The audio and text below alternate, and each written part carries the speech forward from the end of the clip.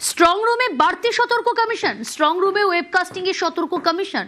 Saint Thomas স্কুলের strong রুমে কড়া নজরদারি। প্রথম দফায় কিছু জায়গায় বন্ধ ছিল ওয়েবকাস্টিং। প্রথম দফা থেকে শিক্ষা নিয়ে সুষ্ঠু ওয়েবকাস্টিং এ জোর। স্ট্রং রুমের ভিতরে মোতায়েন কেন্দ্রীয় বাহিনী, বাইরে স্যান্ড বাংকার থেকেও নজরদারি আধা সেনার।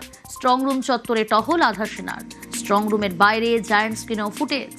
স্ট্রং রুমের ফুটেজে নজর সব রাজনৈতিক দলের। দ্বিতীয় দফা নির্বাচন শেষ হয়েছে। আমরা দাঁড়িয়ে রয়েছি কলকাতা বন্দরের যে স্ট্রং রুম রয়েছে সেন্ট থমাস স্কুলে। প্রথম দফা নির্বাচনে একাধিক অভিযোগ উঠেছিল যে ওয়েবকাস্টিং এর যে ক্যামেরা, সেই ক্যামেরা কোথাও কোথাও বন্ধ হয়ে গিয়েছে, কোথাও কোথাও কাজ করছে না বিদ্যুতের জন্য। ঠিক এইভাবেই কিন্তু ওয়েবকাস্টিং এর মাধ্যমে একেবারে 24 ঘন্টার যে ফুটেজ, সেই ফুটেজ আর্কাইভ হয়ে থাকছে। যে ভিতরে কেন্দ্রীয় বাহিনীর জওয়ানরা তারা কিন্তু মোতায়েন রয়েছেন এবং তাদের কাজও শিফটিং অনুযায়ী চলছেন। 24 ঘন্টা তারা ভিতরে পাহারা দিচ্ছেন।